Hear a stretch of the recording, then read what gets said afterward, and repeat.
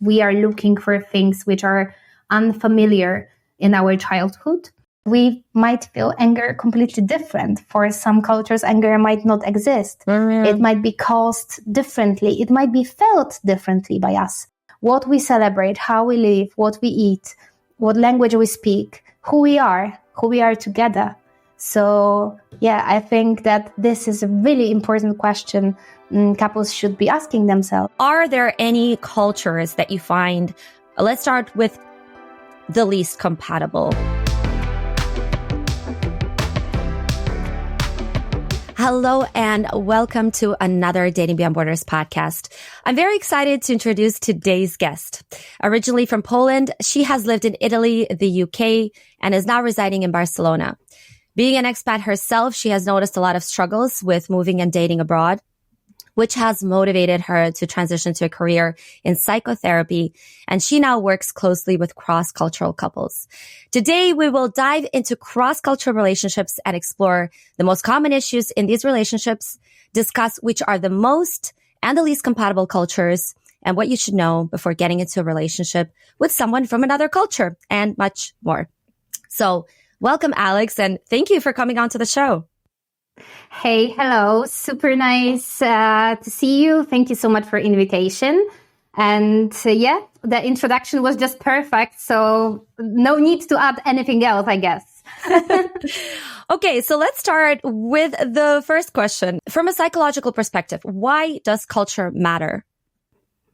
So first of all, maybe I would start with that we are all the same as humans. We have the same already similar struggles, life cycle, life events, which are basically shaping us. And it makes us human. We have, or at least we should have, the same rights and life expectations in terms of having dreams, having, our success moments and moments which are with which we struggle with. So we're all humans, basically, right?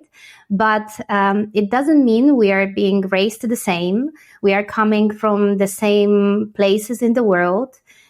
We have different languages, different traditions, different religions, and it all goes into the culture. So the question would be why the culture is important in psychology. And I would tell you that it's really important. I used to consider culture as something what is like programming our mind, right? It's like the collective behavior which has been learned through years, and it's getting passed to us in, some people might joke, genetic code, or just simply by our socio-cultural backgrounds, the places we are being raised, our families. And more often, we are not even aware how many things from our psychological background comes from culture. That's why I think that especially in this globalized world we are living in now, with so many opportunities, we should speak about the culture more and more. And culture indeed shapes our relationships, our dating life. And I just really dream of people being more aware of that, because from my private and mostly professional practice, I believe that it's going to help all of us to basically navigate cross-cultural relationships, which we might get into. Yeah, great point. Maybe just that we as humans have this need to fit in, right? To be liked, to be accepted in a society. So if you're raised in a culture, you want to fit into that culture as well. And as you said as well, family kind of dictates the way things should be done. I do notice that some cultures have a stronger sense than other cultures. Like when you see, I live in Canada, and you don't really see much of a culture here, right? Because it's such a very multicultural society, right? And it's an immigrant country, right? So me being born in Russia, I have friends that are born in in India or in the Philippines or in Poland. And so it's not a very strong culture, but then you have very, very strong cultures. And so have you noticed that in your work? Yeah, absolutely. I think that's why, in general, we can observe it as well in the literature of psychology. There are more and more researches about, in general, multicultural society we are living in. As I mentioned before, it's like we really have a peak moment of living in the global world, which is absolutely fascinating. And never was so easy to meet people from different countries. It was never so easy to move abroad, to travel, right? So just to meet people while being on holidays, or even online contact, which we can maintain, first of all, or even, there are like people who have been using like dating apps and they have never seen each other. They sometimes live in two different continents and they still kind of maintain the long distance relationship way before they actually meet in person. So all these factors. And so basically this part that it's so easy to move around nowadays, it's showing us that we have to adapt to the situation. And by adapting, I mean, especially the studies and every researchers should be actually following the topic. And I truly believe that most of the amazing content explaining relationships and relationship struggles, it's written about monocultural couples in the end. And of course, every couple share the same struggles, challenges, and benefits, but there is a difference between people going into cross-cultural couples and comparing to monocultural couples. So maybe I would be happy to start with a little bit of like definition. What I would like to mention today is how I would define for the purpose of this podcast what cross-cultural couple is. Because, again, there are so many definitions. It can be related to faith. It can be related to traditions. It can be related to ethnicity. It can be related to race. So there are, different backgrounds, trying to dig deeper in this topic. For the purpose of this podcast, I would offer you the definition, which means that cross-cultural couples is a socially and culturally diverse couple. So, and I would suggest that let's make this description based on self-identification, because each of us, as you mentioned, right, as even Canada, it's multicultural totally, right? Like that, you're coming from all the backgrounds. It's like let each of person define themselves as they prefer, and let's stick to this definition. Then for I would maybe explain a little bit more about the culture itself. So, because culture basically it's going to be important in terms of like society, but it's as well our individual traits, right? So, I would say that each person getting into any kind of relationship is carrying a luggage, right? Or a backpack. And in this backpack, we do have, in my opinion, 4 significant parts. One would be our personal traits, which obviously then are divided by what is genetic, what is environmental, but let's call it personal traits, right? And then as the second part, we would have exactly the socio-cultural background we are coming from, which often, as I mentioned, we are not fully aware of. Then we have our families. So the closest environment we are being raised. So everything what is coming from our families, where we are getting and what is shaping us. And in the end, our own experience, which we are getting through the life. So I think that's really interesting to basically build this awareness and be able to answer why some parts of me are like they are and when they are coming from. And I will give you maybe one example to shape more what I mean by that. For instance, I'm in my private life. I'm in cross-cultural relationship as well. So I really know what I mean by difficulties and as well the benefits, of course. For instance, my partner, when there is something in the fridge, he tends, which is like, maybe just a little bit, he doesn't know what to do with that. He tends to throw it. And I'm getting really angry about it. I'm like, you can't waste food, right? Like it's not proper. Like people are starving around the world. And it's like, and then I started thinking, why it's so deeply in me that actually it triggers my emotions even, right? That I'm getting just angry about it. And then I was like, okay, I mean, in my family, we didn't throw food, right? Like my mom was teaching me that, you should always use everything what you have.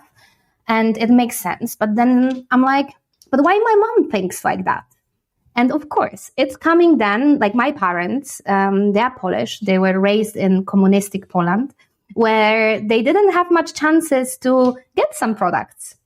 That's why they learned that they need to save and basically be grateful for everything what they have. And even though the times changed, they learned this probably from their parents. They passed it to me. And now my anger on my partner throwing the things from the fridge, not necessarily, comes from socio-cultural background I'm coming from, which he might not be sharing.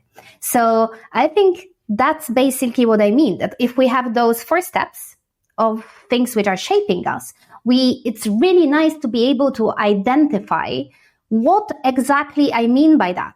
What triggers me, right? Which of this layer is kind of in charge of appearance of these emotions. So yeah, I find it interesting and important, like to divide it in this way, because then it makes more easy for us to talk about all the challenges and differences. Alex, can I ask where your partner is from? My partner is British. Okay, I see. Yeah, it's very interesting. When you were telling me this story, I remembered with my Dutch ex-boyfriend, something kind of similar, I suppose, because I do come from an Eastern European background. And whenever we're sick, we don't necessarily right away go for pills or antibiotics or anything like that. Like we try to, heal it in a more organic way. And so we always had, exactly. And so like we always had this argument where he was like, he loved everything antibacterial, like antibacterial soap. And I would tell him, no, but this is not good for you. It kills your immune system. Like, and also treating things with drugs right away, because in the Netherlands, he was Dutch. This is the way that he was raised. He would go to the doctor. They would prescribe a pill. And he just thought I was ridiculous. I was like some old babcha, trying to treat everything with. Totally.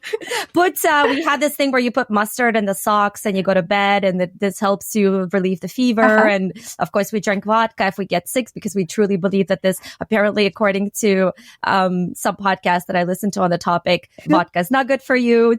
Actually doesn't make you better, but it's a placebo effect potentially. So we believe in it.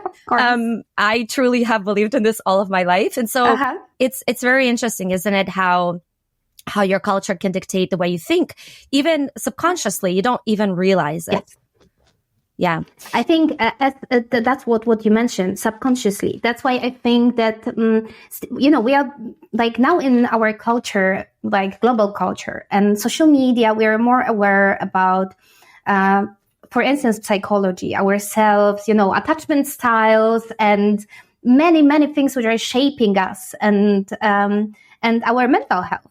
But then there is still not much attention put into how culture shapes us and how important it is. So that's why I still think it's meaningful to talk about it. And that's why as well, I truly believe that, podcasts and in general, your activity about showing the differences in such a nice way is so, so important. To show people that, yes, we're different, and then how to basically cope with this. Exactly. And I think now more than ever, the more we're traveling abroad, the more global our society is coming, the more, I mean, there are so many cross-cultural couples. And by the way, what is the difference between intercultural, cross-cultural, or is it the same thing?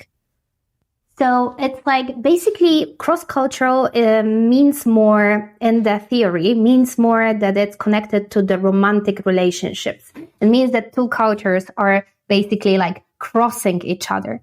Interculture, it's more when we live in, let's say, work environment, it can be intercultural, like team can be intercultural. So basically, you wrap together different cultures, but not necessarily that going through. So I hope we will tackle that as well in terms of like how culture of our partner is changing us, because that's another interesting topic. Yeah, let's dive right into it. So you work with a lot of cross-cultural couples. Yeah. Are there any cultures that you see that are in relationships the most? So for example, you see maybe more Latinos with Northern Europeans or more Asians with, I don't know, Eastern Europeans, or do you see a pattern there at all? In terms of like, I would say that it would be massive generalization just to think about the patterns, how people, they are basically choosing themselves. So probably from my work experience, I would say that like major part of my patients are coming, at least one is Polish, but I guess it's connected with my exposition in my home country, right, where I have the most interviews and I'm the most exposed. So I think that's why I attract at least one partner who's Polish speaker. Then I would say that I work with lots of expats as I'm based in Barcelona. So here basically the couples are really mixed. I would say mostly European mixed couples. That's what the trend which I observe. But as well, Spain is full of Latino people. So often it's as well this kind of mixture in between the couple. So that would be I guess, the most common relationships I'm being exposed to, only because where I live or where I work. When it comes to Polish couples, do you find that it's mostly females that are in a cross-cultural relationship, or is it mostly males that are Polish? Mm-hmm. What have you found? From my experience, I would say that probably females. And that's, I think, the trend in general for the Eastern European countries. True. I don't have any kind of data behind that, but that's at least what I observe.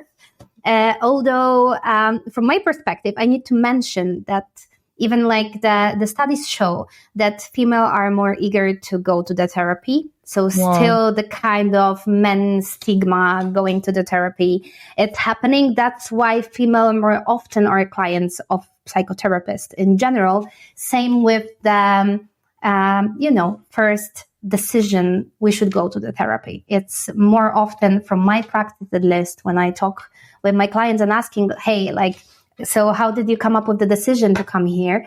They say like, I actually offer that. And usually it's said by a female.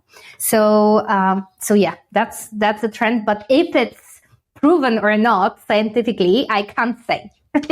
Yeah, it's true though. I do agree that women are the ones that usually either leave a relationship or they try to make a change in a relationship, whereas men are happy to just move on and avoid conflict, right? So it makes sense that you would see that. Yeah. And it's also interesting because I have noticed this trend myself, whether it's just statistically proven, I have no idea, but Eastern European and Central European women tend to gravitate more towards foreigners, specifically South Americans or Southern Europeans.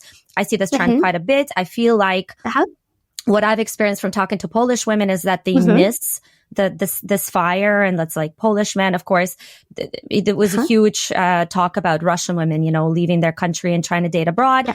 Yeah. It's not surprising considering the demographics in the country, where you see a lot of beautiful women, and they're not really getting what they want from their men a lot of the times. Yeah.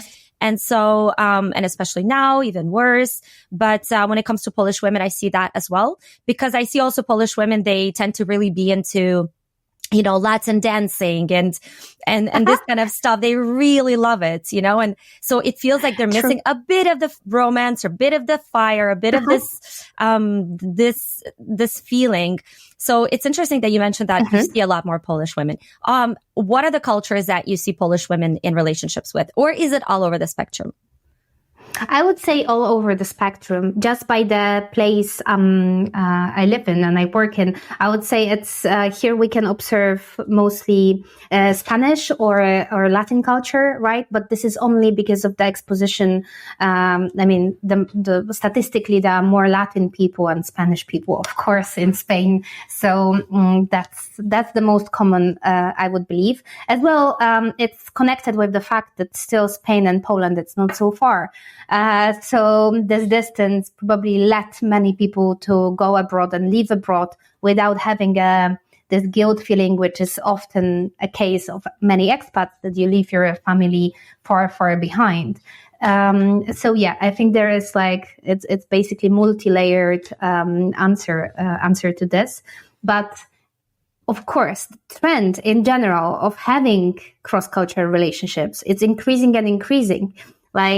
If you want to know some data about it, in 60s, there was just 3% of marriages which were considered socio-cultural diverse. Then it increased to 7% in 80s, up to 17% in 2015, and now we are reaching 21%, more or less. And we're talking only about marriages, not necessarily all the dating life which is happening, or of course people who decide not to get married, but still they combine together the stable relationship and the partnership. So we do see this trend, it's increasing, and as we mentioned before, it's due to these options which we have nowadays.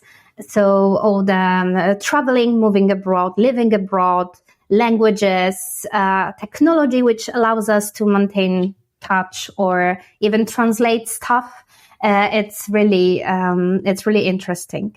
About the technology, it just came to my mind. I got to know one couple who, when they met, she is from Belgium. He's Italian. And at the beginning, they didn't have a common language when they met during her holidays in Italy.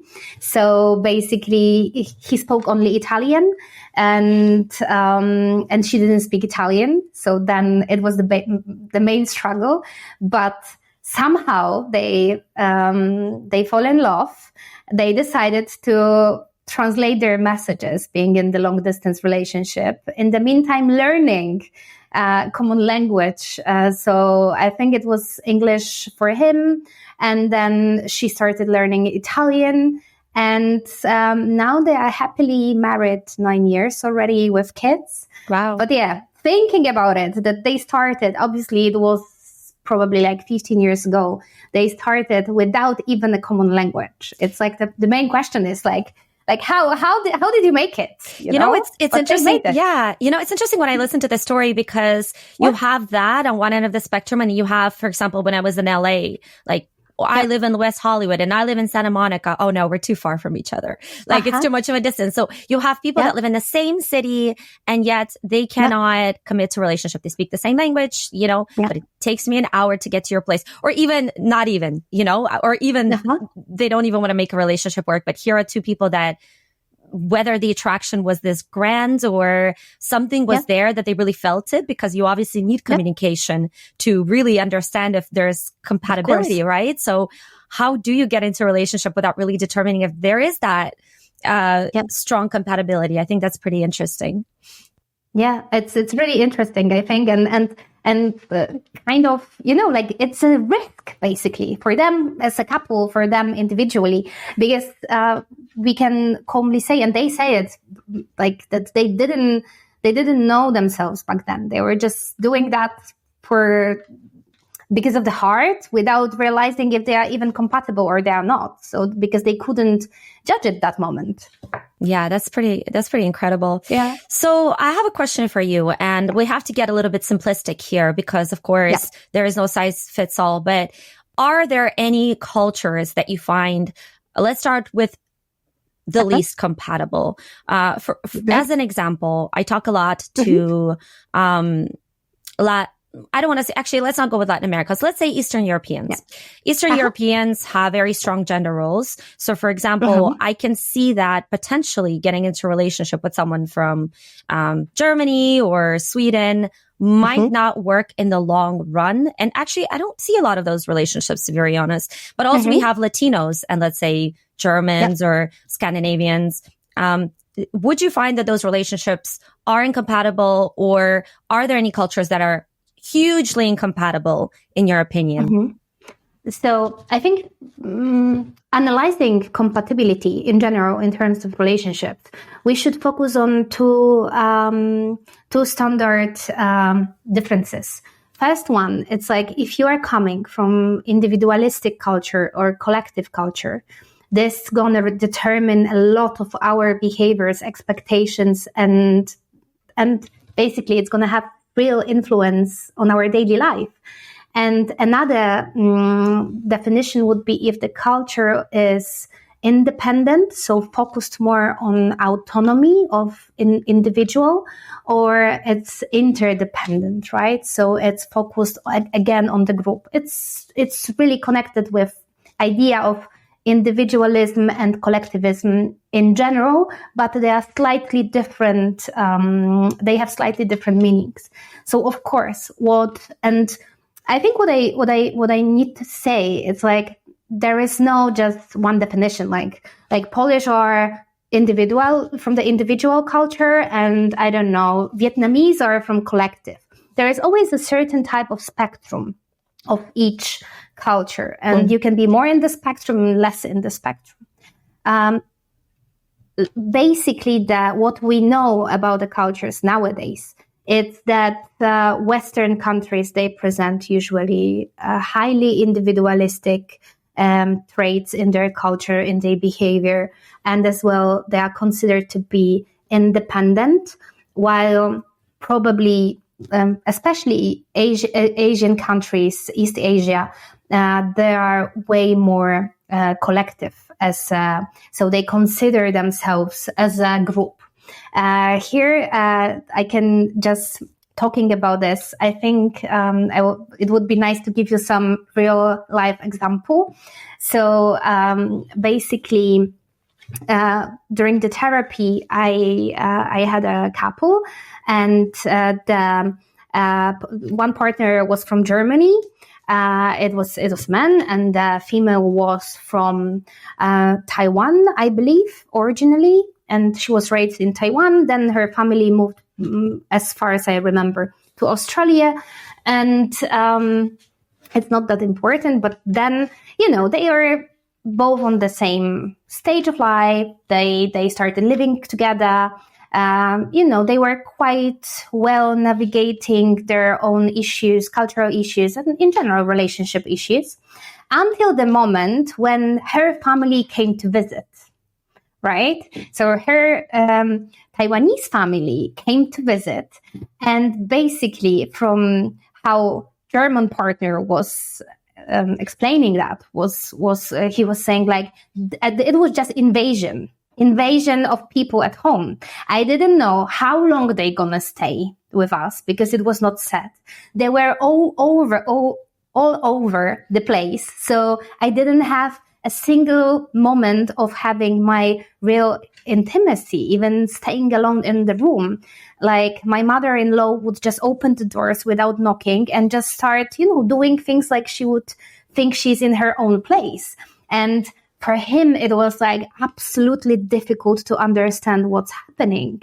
And what's happening is exactly the culture difference. It's like for Taiwanese, highly collective culture, it's like you do everything as a group. You do it for a group. There is no much autonomy or this kind of independence, right?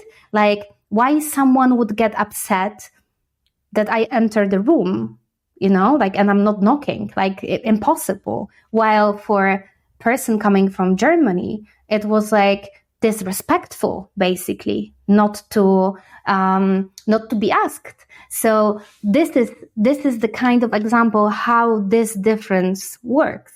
So coming back to your question, I truly believe that the most difficulties arising in between people from cultures which are standing on the high levels of the spectrum, one collective culture and another from individualistic culture, because then I'm not saying it's impossible, because everything is possible if you want to work on that. Although I see lots of obstacles and a bit less of understanding, right? Because the values and the purpose of each behavior might be completely different. Yes. When you were talking about this story, I had remembered a similar story. I was interviewing a girl for my book on dating in Scandinavia, and she was dating, she's Indian. She was dating a Swedish guy, and she was telling me about visiting his family's house and him visiting her family's house. And when they had an argument, in her family's house, in her Indian family's house, the family was kind of like, in it. Like they didn't leave them space. They didn't leave them privacy. They wouldn't knock on the door. They would just come in and say, what's going on? Or is everyone like everything okay? Whereas in Sweden, of course, when they argued, they had to do it in very quiet voices, and they had to do it alone. Like nobody would interfere in that. And so she was talking to me about those differences, just the family dynamics. And yesterday I had a conversation with an Indian girl, and she was saying she was dating an Australian guy. And it was really important to her to speak to her family very often. And he didn't understand that. He would say, you're calling your family too often. Why do you need to speak to your family that often? And she says this was part of the reason we actually ended things, because we couldn't agree on that, and it is such a cultural thing, isn't it? How, the autonomous versus the collective societies, how that can really impact your relationship in the long run, especially when it comes to, having kids and having your family be involved, and how often you see your family and all of that. I think, indeed, but I think even we can observe it while thinking about the Europe, which sounds quite funny, but in general, like in the comparison, for instance, if you're coming from Poland and someone is coming from Spain, Spanish people in general, they have, or let's say Southern Europeans, they have, these big families which they need to meet together, lots of friends, everyone is coming, everyone is invited. You have always this big table which is loud, full of food, drinks, and this culture of being together often, right? So so sometimes what I notice, like in my work, basically, it's like many people coming from more individualistic backgrounds, they're like, hey, we don't have time for each other because we are always spending time with someone. Because here is the meeting with friends, here is family, then everyone together. It's like, I want to go for a date with you, right? Like just two of us, instead of being all the time with someone. And even, in such a similar background, because in the end, of course, Spain and Poland is not so far. You're gonna experience that in little things in the daily life. Yeah, very true, very true. Yeah, especially when it comes to Spain, I can see that spending time with people is one of the most important parts of the culture, right? It's just. And if you're coming from a culture where you need to be on your own, or you just want to be with your partner, that could be hard. Do you find that there are any cultures that are a perfect fit for each other? Of course, none of these is 100%, but we're just talking here in totality. So any cultures that you find that fit perfectly? honestly, I tend to think that any culture can be perfect to each other if they are extremely well prepared to enter into this kind of relationship, and their communication skills are good enough to handle conflicts, grow with the relationship, as well create their own relationship identity, which is absolutely needed for every relationship, to be honest, but especially for the cross-cultural relationships. So I tend to think really that everyone can do it. But what I observe, and it's going to be my humble opinion, why basically, because again, the statistics show that like cross-cultural couples divorce or separate more often, and it's basically the number is 10% more than monocultural couples. So Wow. it's quite a bit in terms of differences of separation or divorce. And in my humble opinion, I truly believe that this is all due to lack of preparation for this step, because here we can come to the, to the question, what motivates us to go into this kind of relationships? Yes. And if those motives are always like genuine, right? And if we think about it before we fall in love, like, I don't think much that lots of people there really, take a piece of paper and gonna write the pluses and minuses of each situation. Love is love, right? But even thinking about love in the really romantic style, which I truly believe we have to remember, we have to be prepared for a certain type of situations in both monocultural or cross-cultural relationships. We should be just aware that relationship, it's going to be always the basically 24 per 24 hours work. And it requires lots of effort from both sides.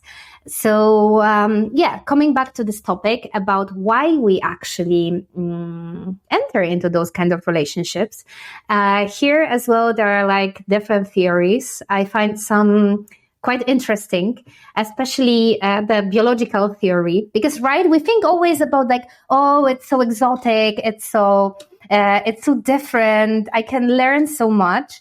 And of course, it's true. And this is really often a motivation because we just have a need, or we have this curiosity about like just getting more information, learning more. And often the cross-cultural relationship is facilitating us entering into and diving deeper into different culture, so we can actually be satisfied with the amount of information we are constantly getting, and it's basically, we are driven by that often, right? About this need of growing and growing. So it might be, of course, one of the reasons, because our point of view, it's becoming more open. We are more open-minded while being exposed to certain differences. Or to be able to navigate differences, we have to be open-minded. But there are as well this kind of biological theories, even coming to Darwin, and so really, really basic anthropology and psychology style. And basically, it's sometimes mentioned in the scientific literature that we look for. So basically, before relationship, right, we are looking for the healthy partner to be able for the reproduction, to find someone who is like strong, healthy, to be able to produce with us healthy children. So this genetic factor was the most basically tempting when we were choosing a partner. And biological theories about the cross-cultural relationships are arguing similar stuff, that basically, as it being from one ethnicity, we are mixed already somehow between each other. We need to expand. So to make sure that that there is a lower chance of transmitting genetic diseases because genes are so different, right, for the people from different ethnicities. So just to lower this chance, we're going to mix, right? Because it's really like biological theorists think that what is the risk that someone is transmitting the same disease gene which the person from the same ethnicity, right? So just by mixing, we are guaranteeing the let's say healthy outcome, like in the end healthy from the genetic perspective children. So I always find it interesting because I don't think we imagine our genes and this basic instincts a lot when we are choosing the partner. So yeah, this is the one of the theory. Another one really famous, it's of Professor Byrne from 96, which is exactly that exotic becomes erotic. And then the theory basically stands on the values that we are looking for things which are unfamiliar in our childhood. So let's say if I was exposed as a kid to basically children with blonde hair and blue eyes, I'm going to be theoretically less attracted to blonde hair and blue eyes, right? Comparing to other type of basically look. That's another theory. It's being criticized a lot, although I think it's interesting to mention that, especially that just the name of the theory, it's quite tricky, right? The exotic becomes erotic, and then of course, like all these factors which we mentioned at the beginning. So the need of growing, the need of getting new information. There are all the motives why we find other cultures attractive. Some people might think that you look for kind of values which your family shares, right? So let's say if you were raised in the family where the gender role was quite defined, I would say maybe more traditional. Let's say mom didn't work, that was a main provider, and you live in the, let's say in Western countries, then you might not find the partner who's going to replicate that, right? I mean, when Western cultures are more into equality and feminism in general, so you might find it tricky to find a partner who's gonna tell you, yes, I'm gonna provide, no worries, like you don't have to work, you don't have to do anything. So you might be interested in looking for a partner from the different culture where still this gender role definition, it's gonna be ongoing. So you might find yourself better. And obviously other way around, if you're coming from the cultural background where you don't like these gender roles, then you might look for a partner who's going to allow you to basically grow and succeed with your individualism, which you carry inside. So I think this is as well the interesting perspective, how we try to manage in terms of what we were exposed at home, so not culturally directly, but homes, and as well stereotypes, right? You mentioned that a little bit at the beginning, saying that many Eastern European women, let's say, complain on this passion part of their men behavior. So they often look for the partners from, let's say, Latin cultures or Southern Europeans.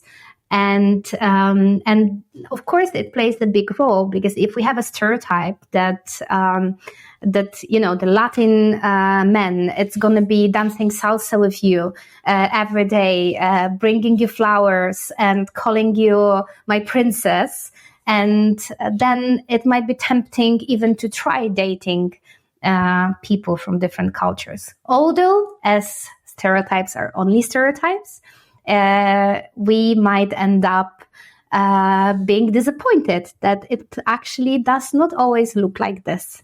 Yeah. So yeah, both sides always. There are so many great points that you've raised. I think there is one series that I do, which is, it might sound simplistic, but it's always interesting to me to find out if people would rather date someone from their own culture or a foreigner. So I ask people around the world this question. I have noticed that people in European countries like Germany and the Netherlands, maybe not so much the Netherlands, but more Scandinavia, they tend to gravitate towards the warmer, more passionate cultures. And I do feel that there is something that is missing for them personally. Maybe they do miss a bit of that fire, a bit of that passion. Something is lacking in their life that they would gravitate towards that. On the flip side, as you've said, a lot of people do look for someone with their same values, and maybe they understand, they're a bit more pragmatic, and they realize that in the long run, it might cause some more issues. You know, if you're incredibly gender equal and you believe in self-sufficiency and you believe that, you know, I don't want to be taking care of my partner. I want her to be strongly, fiercely independent. And I appreciate the women in my country because they're that way. Then you're going to be looking for someone like that. Right. But I once was on a cruise from Barcelona to Brazil. And on that cruise, it was a digital nomad cruise. And so I met a lot of Germans who were going to Latin America as a kind of, I don't want to say romance tourism, but, you know, in a way, I guess the passport bro movement, isn't it? It's like that. Dating sucks in my country. We don't find our women attractive. We find them kind of domineering and not very feminine, and we're missing the feminine energy. And so, we're going to Latin America because we feel like those women have what we're lacking in our dating life. And so there are those men, and I don't know whether or not those relationships would be successful. I think a few of them were, a few of them weren't, but there's also that lack, right? That people are trying to fill by going across the world. And what you've said is very interesting as well, is what we see a lot, we tend to find less attractive. I even personally find this when I travel. You know, sometimes when I'm in Canada, I'm like, oh, I wish I saw more Europeans or I saw more people from this culture. And then I'll go and I spend time, let's say, I don't know, in France. And everybody's French. And all of a sudden you're like, whatever, another French person. They stop being exotic in the span of a week, right? And so I noticed this with myself, even like, they lose their appeal because everybody is French or everybody is Italian. And all of a sudden it's like, whatever, just another person. Where it's like, if you see an Italian person here in Canada, you're like, whoa, there's an Italian person. I haven't seen one in weeks. And some studies even showed that the reason, and I don't know how true this is, maybe you've heard of it, these studies, the reason we're not attracted to our relatives, it's because we grew up with them. Like if we potentially had met our brother, we didn't know it was our brother years down the road.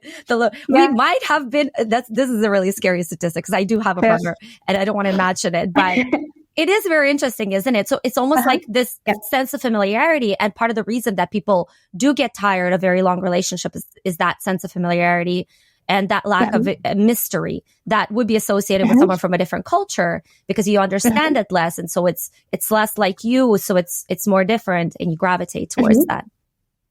There is as well, like, I'm really happy you tackled this point, because one of the studies presents that one of the benefits of being in the cross-cultural relationship, and I guess it's really often something what we are actually looking for. It's that the period when butterflies are in our stomach, it tends to stay with us longer. So, of course, like falling in love and having this first romance period in your relationship, right? It's extremely nice. I think everyone loves it. Everyone loves to be in love in this first love stage when everything is so new and you have this pink tint glasses, and that's how you see some stuff in your partner. So it's tempting to be in the relationship when you can kind of guarantee yourself to prolong this period. So yeah, it's interesting about what you say, because then basically, consciously or not, we're just looking for it. And looking for this diversity. So yeah, I completely agree. Let's talk about the most common cross-cultural relationship issues. What are those? What are those? Yeah, that's really interesting topic. And it's, well, oh my God, this is topic for like a few books at least, to be honest. But let's mention the most important issues which we observe. And the psychotherapist working as much as I do with cross-cultural couples observe during the therapy sessions. Because I believe that talking more about these potential challenges, it's gonna help others to navigate their own relationships. Sure. So where to start? I think that let's start with the expectations part, right? This is the common mistake for every type of relationship, including friendships and your colleagues at work. We always have some expectations, right? And we expect something to happen, someone to behave a certain way. And this is already tragic in consequences that we expect things. Because especially considering cross-cultural couples, you can't expect a lot. You have, instead of expecting, you should be asking. Because assuming, so taking it for granted that someone it's going to behave a certain way because you do behave certain way. Someone feels the same way. Someone it's going to answer the same way. Someone it's going to react and so on the same way. It's it's basically the really common problem. And then the level of frustration and disappointment and basically this feeling of being misunderstood, it's really present in the cross-cultural couples. So instead of expecting and assuming stuff, we should be changing it into asking, what do you mean? Why do you mean so? What does it mean to you? And why? More asking instead of, assuming. I think it's really important even thinking about really not significant daily activities. As well, I will try to support this thesis with the life example. So a couple, that's a Polish-Spanish couple, and they went for a first date, and she said, like, he didn't ask to walk me home. I mean, like, no, like, I'm not going to continue that for sure. Like, the date was great, but like, he didn't ask me to walk me home. I mean, this is the basic things. He should be caring about my safety. It's like, it was night and so on. And on the other hand, so she was expecting a man, and as well, she was not really aware where this feeling is coming from, that she expects that, but she was expecting it. And then just digging deeper, that it's really strongly connected with Polish culture where the gender role, it's still really visible, right? So even in this kind of behavior. On the other hand, poor Spanish boy in this case was being blamed of not walking her home when he was thinking, I'm not going to offer to walk her home because first, then she's going to think that I would like to come in and it's not my idea. Like, I want to keep things slower, get to know her and so on. So it's not just sexual attraction. And then she might be worried that I will know where she lives. And this is dangerous, right? Like I'm going to know what's her address. And for sure, she's not going to be happy that some random person she went on a date with, it's going to know her address, right? And another part, like, actually, it's being considered that Spanish women are quite independent, and there is a high level of feminism in Spanish society. So often what I hear in my during the therapy sessions, it's like men are actually even, let's call it, afraid of trying to ask some things because women can do it alone, right? So it's the case of, I don't know, taking the heavy shopping bag after grocery shopping. They are afraid to ask because then they might get the answer, like, I can do it alone. And then it implicates, like, are you doubting it, that I can do it alone? No, I'm independent, like, I can do it. So it's, again, like the same situation might be understood in completely different ways. And that's why, I think it gives us the first clue. Why not assuming? Why we should ask? Why it's better to say, hey, like, why didn't you offer to walk me home, right? Because of that, we might get this answer way sooner than just making, we're masters of overthinking nowadays, right? Especially when it comes to dating life. So instead of doing that, just simply asking, I think we're not gonna waste so much time, especially considering culture backgrounds. Yeah. And what a great point.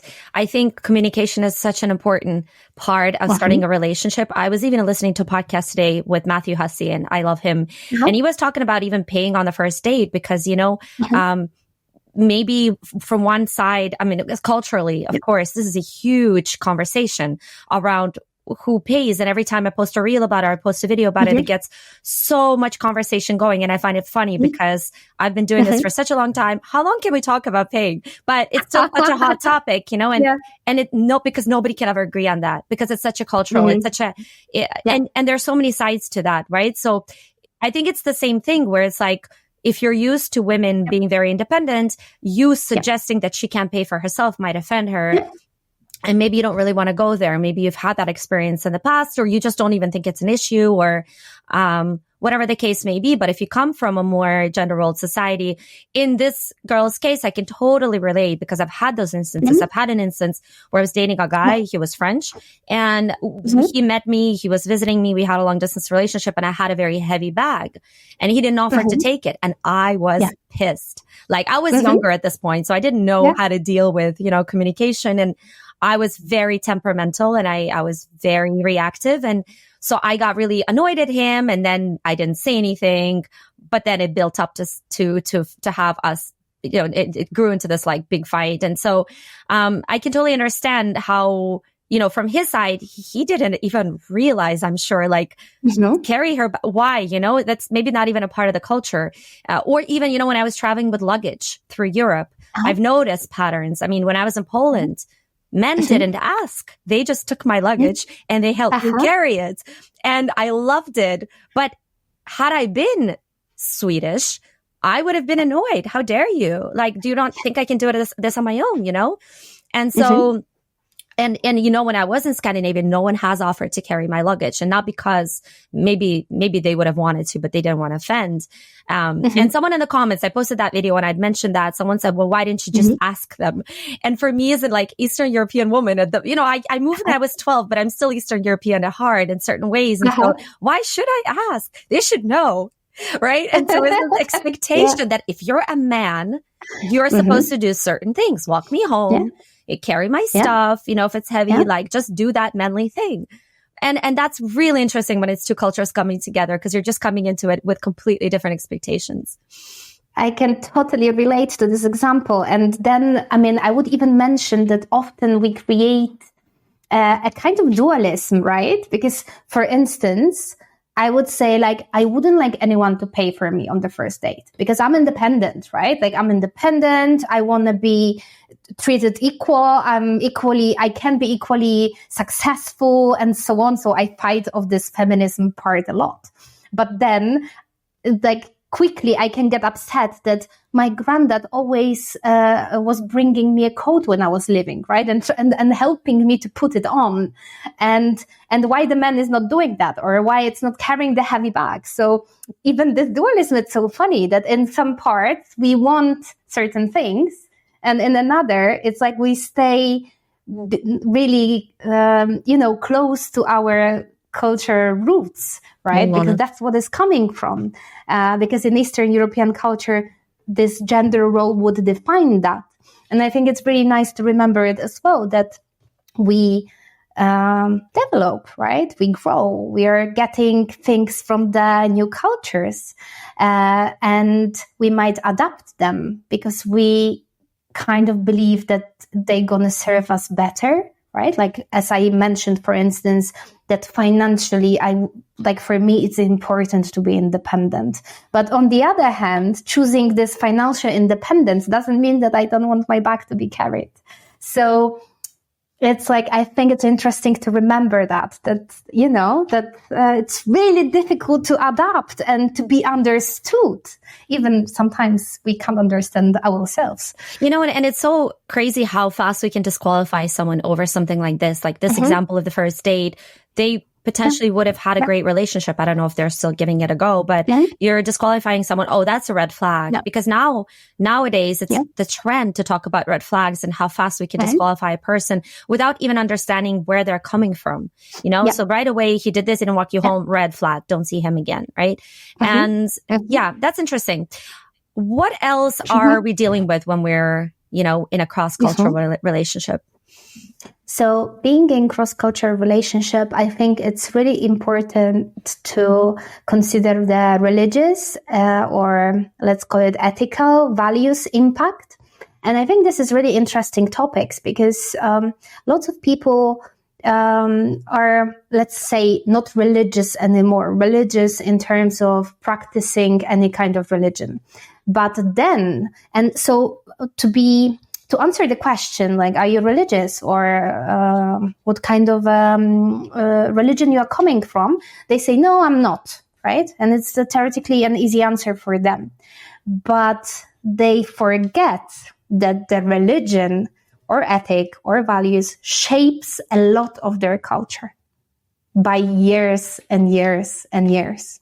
So being aware of some religious rules of the country you are coming from, it's really important, even if you have no interest in being a person who believes in something, right? This is really individual thing. But then religion is important in terms of getting to know what are the basic standards, what are the values, because then, as I mentioned, it's going to impact culture you're coming from. And we can really observe that in terms of, Catholicism, then Buddhism, then, Islam, right?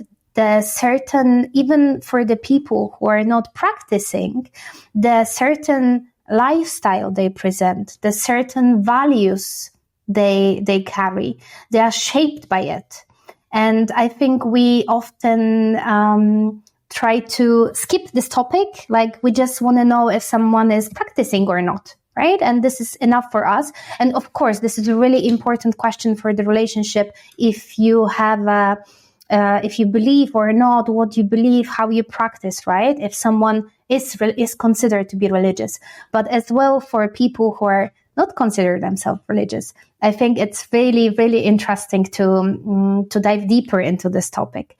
And then, it's gonna appear in many life situations, starting from celebrating holidays, the way of celebrating them, treating the family, gender roles, certain type of behaviors, right? I mean, religion really by years shaped us. So I think that this is often a relationship challenge and often is not being taken seriously. And then during the therapy sessions, we actually, when we dive deeper and we just try to discover another layer and another layer, we are coming to basically to the conclusion that lots of the cultural behaviors, or as I mentioned before, values, are coming from religious background. Okay, very interesting. Let's talk about emotional compatibility, lifestyle compatibility. So in terms of emotional and lifestyle compatibility, so of course our culture is being presented externally and internally.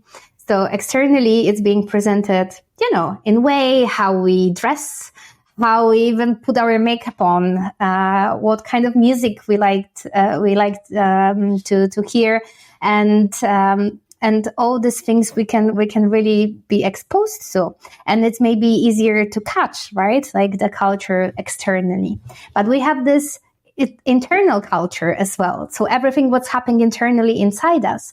So all these layers, everything what we basically said before about the emotions.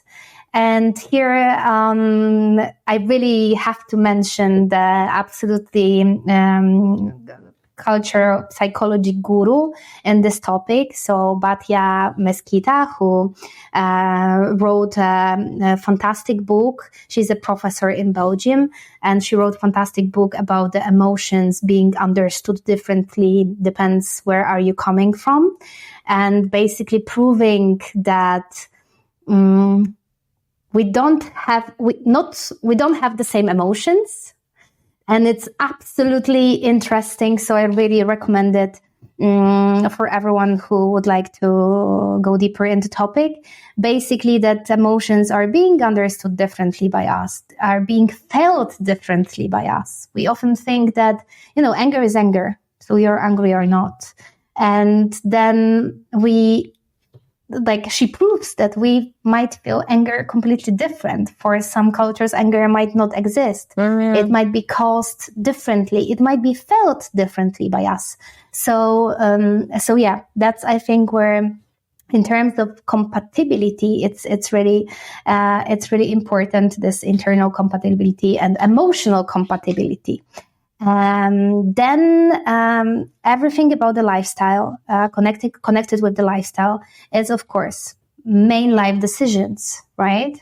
So our family background, where do we live together? If we have to travel to our families to see them, what decision we make in terms of settling down in which place? If one person needs to basically sacrifice something, even if that's not understood as a sacrifice, right? Like someone wants to move to Spain, for instance, but then the consequences of decision that one person is moving to the country of another person are completely different than other way around, or in case of being together in completely different country, so deciding on living in different country. So yeah, this is all this life topics which are absolutely important. The same raising kids, choosing their language, choosing their religion, traditions. This is all things which we need to face being in the cross-cultural relationship, planning kids. Even, I know couples who are arguing in terms of the dog name, right? Like the dog name should be, or more international, or coming from one language or coming from another language. So yeah, obviously I say it in the jokey way, but then it all little things from daily life which create the differences. Same with, food, music, movies, even in which language are we watching, movie, right? Like this is something where we have to make a decision on, and which potentially we might struggle with. So, of course, all of these examples which I just mentioned, they seem to be quite basic and irrelevant. And honestly, I would think about them this way. But then from my practice, I know how deep the conflict might arise if they are not being solved. Of course. If you are not really prepared to solve them. So yeah, this is all what the lifestyle is offering us. Yes, of course. When you move in together and you try to decide when dinner time is, for certain cultures, it's right at 6:00. At certain cultures, you live in Spain, so that's not the case. It's incredibly late, right? So you have those two cultures that can't even have dinner together. And in terms of course, like moving countries, that's a huge one nowadays and especially this I find is a huge issue for digital nomads, because right now we have this huge community of people who cannot decide on a place and who are very much, a me kind of mentality, where it's like, I want to be in the best possible place all the time. So in Spain in the summer, in maybe Mexico in the winter, or Bali in the winter. And like, if someone doesn't want the same thing, they're out. And it's no surprise that I think digital nomads have some of the worst cases of, or some of the lowest successful relationships. That's a huge issue because, of course, there are people that are used to living in that perfect scenario where they can be anywhere. And the person that, you know, they can find someone who's compatible with them, but at the end of the day, if the other person wants to settle down somewhere and they don't want that, they don't want to compromise on that. And that can really break a relationship, you know, because maybe one person wants to be close to their family. And, you know, for collectivist societies, that's incredibly important. I had a conversation with a girl yesterday. She's from Latvia. And she moved to Canada, not because she wanted to, but her boyfriend is Iranian. They met in Scotland. Very random. And he wanted to move here because he wanted to get his family here. He wanted to get them on a PR and he wanted to have them close to him. That's incredibly important for him. She's not really close to her family, but she wants to be in Europe. And so she's in Canada only because of him. And so that can cause some issues down the road. And when it comes to emotional compatibility, that's a huge one. That's a huge one because I think the way we see healthy relationships can differ so much across the world. With that Indian girl that I interviewed that is dating a Swedish guy, her version of a good relationship is hearing a lot of compliments and having a lot of passion and, you know, being reminded of how much he loves her and hearing beautiful words. And for him, a great relationship is just calm, you know, routine, like trusting each other, just being together, you know, nice, cozy, sweet, nothing else. And she's missing the fire and he's exhausted by the effort it takes to build that fire in order to keep her, you know, passionate about the relationship. So that can really be an issue, or even the way you react. Like some countries or some cultures are very reactive, and the way they feel, and they're more jealous. If they feel anger, they like burst out right away with that anger. Whereas certain cultures, like if we are talking about, again, Scandinavians, I like to bring them up because I've done a lot of research into them. If you're too passionate, you cannot control yourself. You have to speak rationally. You have to lower your voice. You have to be very pragmatic in the way you express yourself. If you're all over the place, you're a child who cannot control their emotions. So I can imagine how difficult it can get when you're trying to have communication about sensitive subjects, the way you kind of bring it up, the way you express jealousy, the way you have to really communicate a lot more than you would in a relationship with similar values, because you understand where the person is coming from if you are with similar values, you know?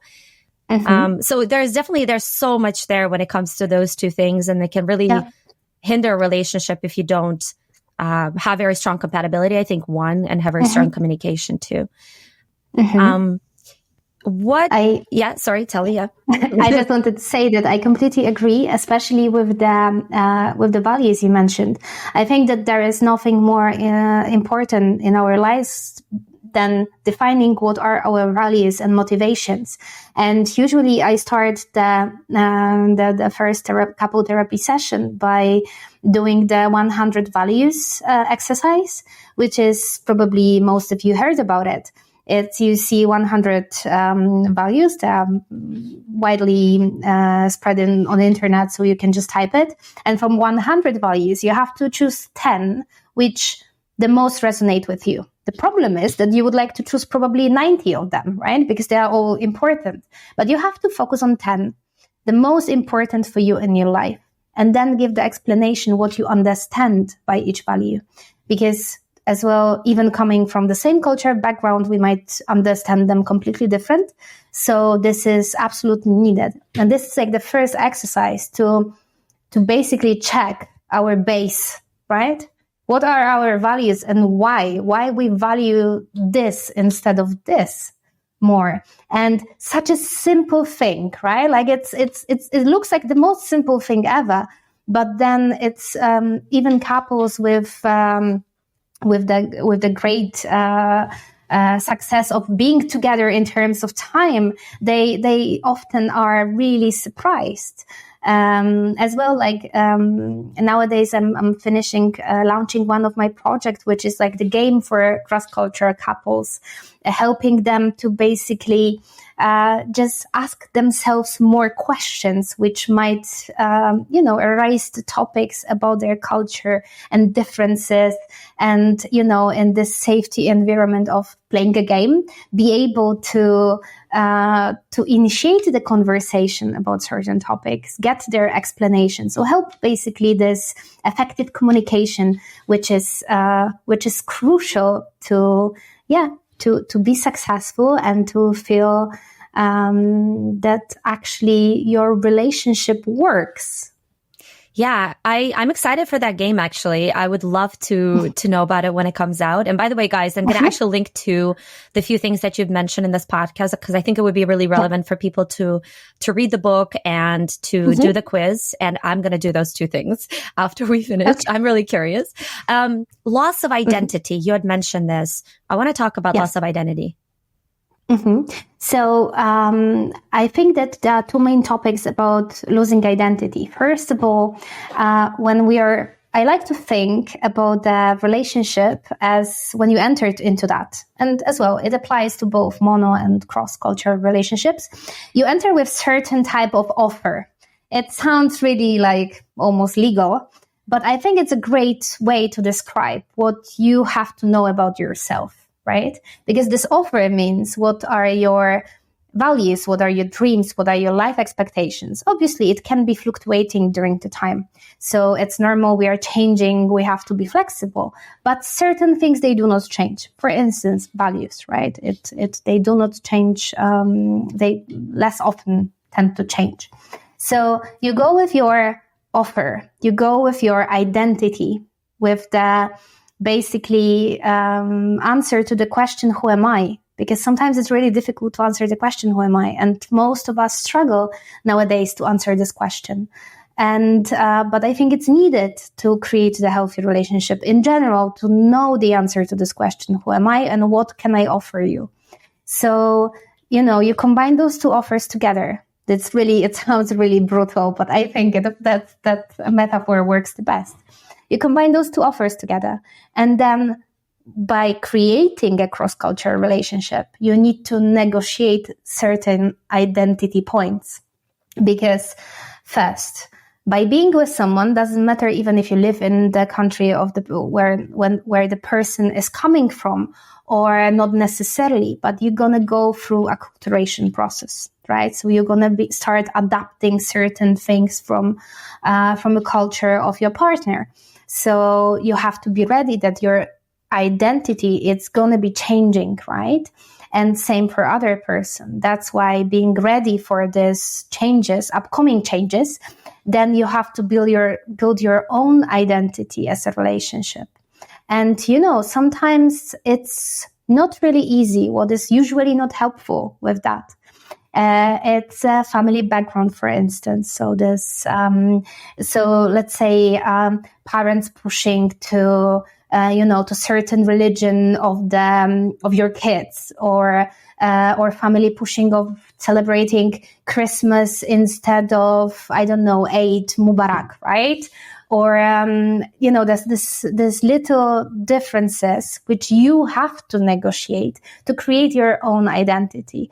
What we celebrate, how we live, what we eat, what language we speak, who we are together.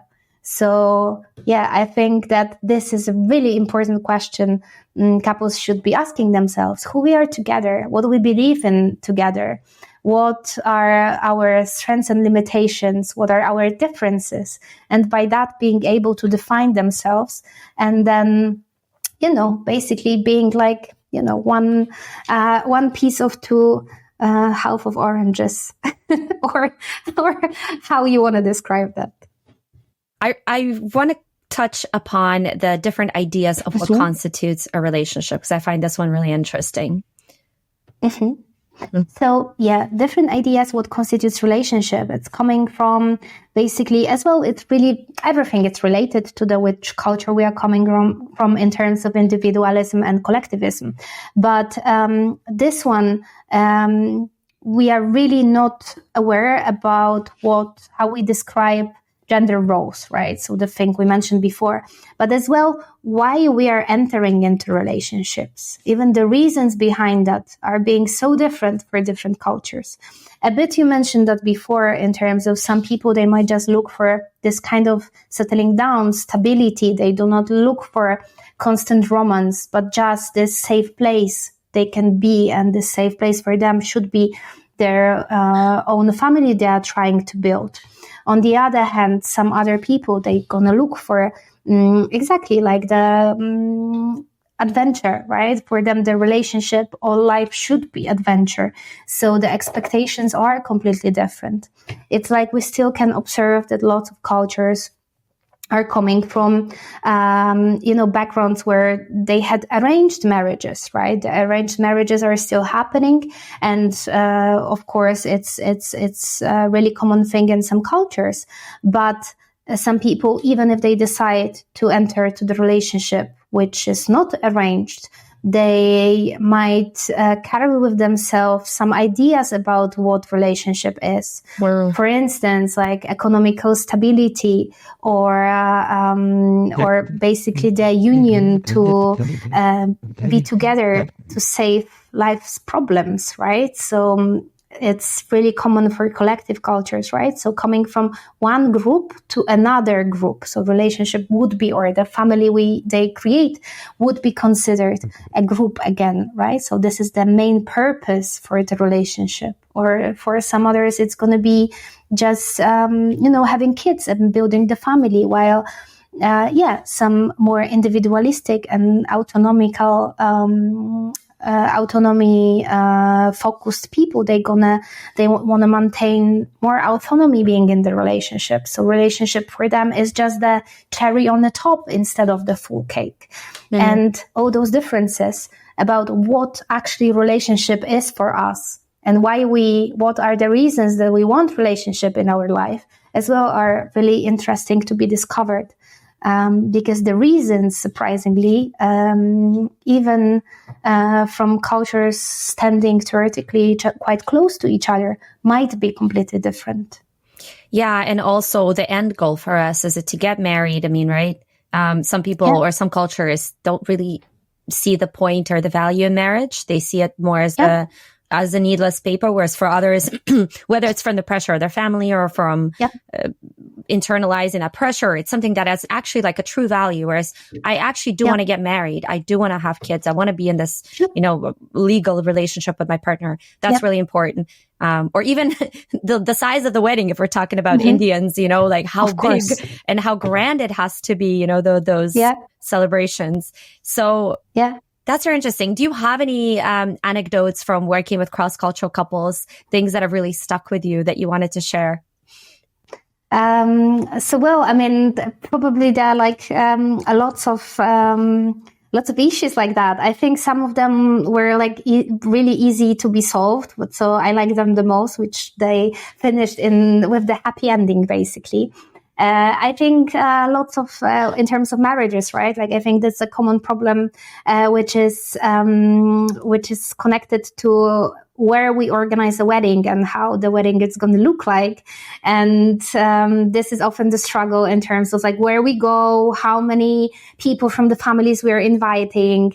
Recently, I worked with the couple, which is like half Moroccan, half Swedish, and basically this idea of what to do with the marriage, which they both wanted to organize, like the wedding parties, but it was like kind of impossible. And then just the answer was so close to organize just two wedding parties, one in Morocco, another one in Sweden, and to satisfy basically both sides and both sides of the families.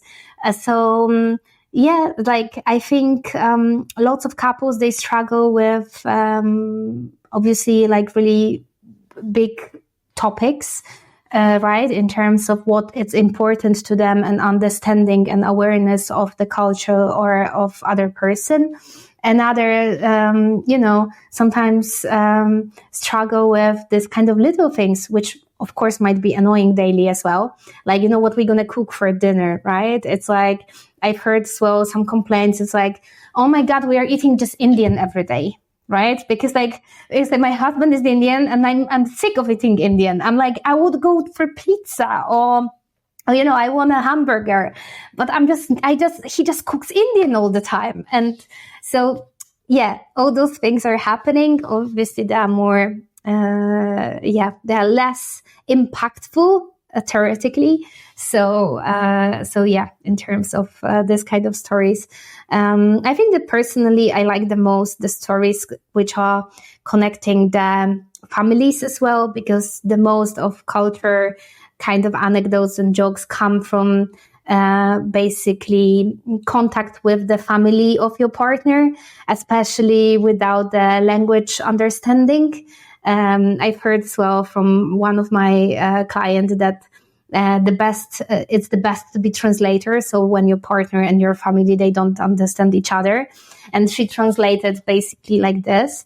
So if, let's say, parents ask, hey, so does he go to church on Sunday? She was coming from a Catholic background. And she was saying like, yeah, like, and she was asking him like, do you like football? And he was like, yes. So they were exposed to the reaction of him, which was enthusiasm and this kind of behavior, that he was agreeing, let's say, what was being said. And then she was translating, yes, he goes to church every Sunday. And then everyone was ending up satisfied, basically, of the answers, right? Parents were happy. He goes to Sunday, to church on Sunday. The boyfriend was super happy of being asked about football, which he is in love with. So, both sides were extremely happy. I think that lots of stories like that about the families and those connections are basically the most interesting. I have one last question for you, which is, yes. Do you have any stories of couples that would have faced proper challenges due to cultural differences? And did they resolve them in the end, or was it kind of, there was nothing that they could do in the end, or something that sticks in your mind? So,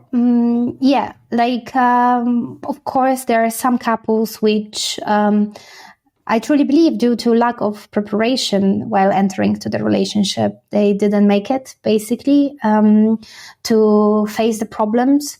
Really common problem, which I would say for couples which are deciding to finish their relationship, it's basically a decision where they want to leave.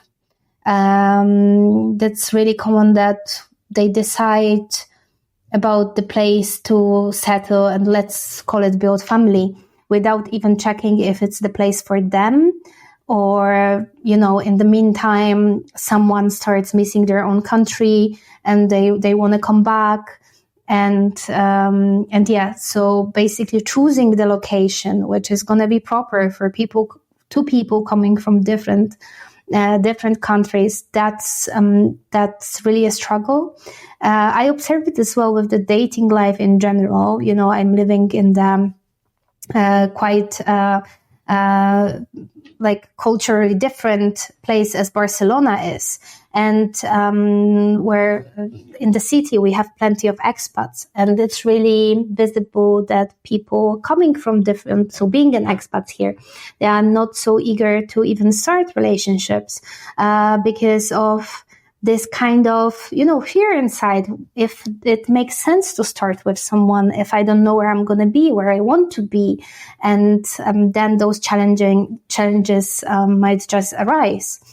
Another thing which is obviously as well that really sad, it's when the kids involved, right? Because then cross-cultural couples, they have kids which suffer during these cultural differences. Sometimes kids, they don't understand if you stick, let's say, to your own culture and your partner sticks to their culture, and they kind of both feel like superior towards other culture, right? That happens as well. Then the kid might end up being really confused, being taught two different things on the same time without understanding as well for the process of growing up of the children. It's not having this clear explanation in terms of mixing culture. It's nothing bad. It's actually pretty amazing, I believe personally. But like without being clearly explained why we do that and when we do that, everyone tries to apply it, their own rules coming from their own cultural backgrounds. And then the kid is just ending up being totally losing the identity and struggling to answer, the basic questions about the identity they feel. So those are really risky stories as well. Combining kids when people are coming from different countries and they decide to split up, and then obviously seeing children, once per 3 months or, whatever you decide, or even just basically presenting the court cases against your partner just to establish contacts with your children. That's really, those stories are really, really sad, and they always stick with me. So yeah, that's why building awareness about the differences, letting us think about all those challenges which we might face, raising kids if someone really would like to, or even thinking about, all aging parents in the country you're coming from and you're moving, what you're going to do, right? What would you do in this kind of situation? You have to kind of think in advance and ask yourself those questions as soon as possible, to know more or less the directions where you want to go. It's going to be just easier for you in the end to navigate the cross-cultural relationships, knowing those challenges, they're going to appear one day.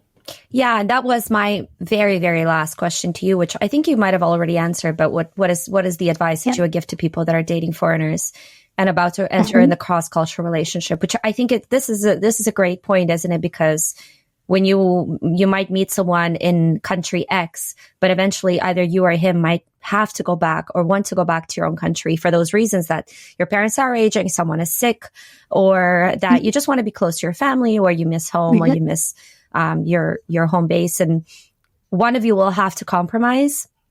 And that's when issues might arise as well, as you said as well, with kids. That's, people don't really think about it when they get into a relationship, because it's just fun and it's cool and it's different and we're in love and it's exciting, and they don't have to necessarily. No one's warning people against getting into a relationship. Like, this can happen in any relationship that someone wants to move, or but it's something to consider, isn't it, before you dive into it? Yeah, I think so. Of course, I mean, I'm not advising to prepare those kind of questions for a first date when you go with someone, right? Like, what are you going to do when your parents are going to be aging, right? Do you want to come back to your own country? That would be a really, really interview style date. But yeah, what I would advise, it's basically understand your own culture. So dive deeper into yourself, your identity, who you are, how you were raised, and what is coming from your culture, what kind of beliefs, values you share. I think, so just prepare, as we said before, prepare well your offer, so to know what you are actually offering. And then for the couples to navigate, just be open, ask instead of assuming, and basically be curious about other person culture. Don't treat one culture as a superior. Both of the cultures are gonna play a role in your life and are gonna be important, even though if you, let's say, not exposed daily, because let's say you don't live in one country, but you kind of gonna be exposed. And as well, your partner wants to feel valued by who they are, right? So their culture should be valued and equal to yours. So I think that's as well the really important point. And shape your own identity, and don't be afraid to ask this sometimes difficult life questions. What we gonna do if? Because it's always gonna open up new topics for you to talk. It's gonna give you more understanding about yourself and your partner, which is gonna be only beneficial. for both you and the relationship. Alex, thank you so much for sitting down with me today. We had such a wonderful conversation. I wish I could keep it over 2 hours if I could. I do feel bad for the editor that has to edit this. I have to stop. I told you I talk too much. So yeah, that's why. No, but I'm genuinely I find this super interesting. I mean, I focus on the subject from a different standpoint. I don't I don't work with couples, right? You have the hands-on approach where you actually talk to people, you deal with people, you realize what, you get inside on what issues people are facing. And so it's like two worlds. We focus kind of on the same topic, but, or really on the same topic, but it's two worlds coming together to really get into it. And so I had so many more questions, but at some point I realized, we are going way over the time that I usually have a podcast. So this was truly just very insightful. And for anybody that watched it, let us know what you guys thought about it. I'm going to link your channels, and they can find it on Spotify or wherever they get their podcasts.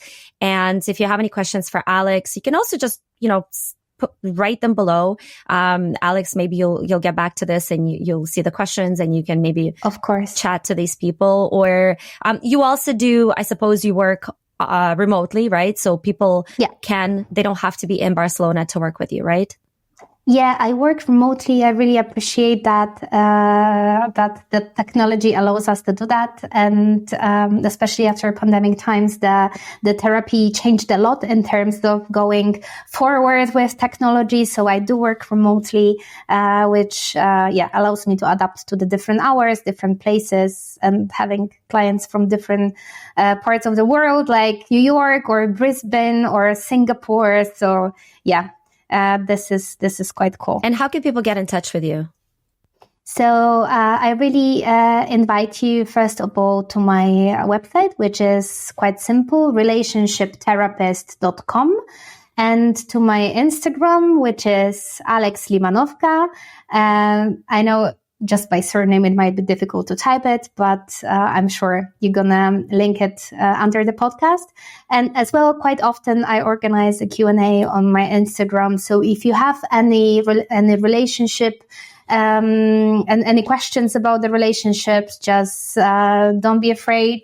Drop me a message, and I tend to answer to everyone. So yeah, feel free just to ask.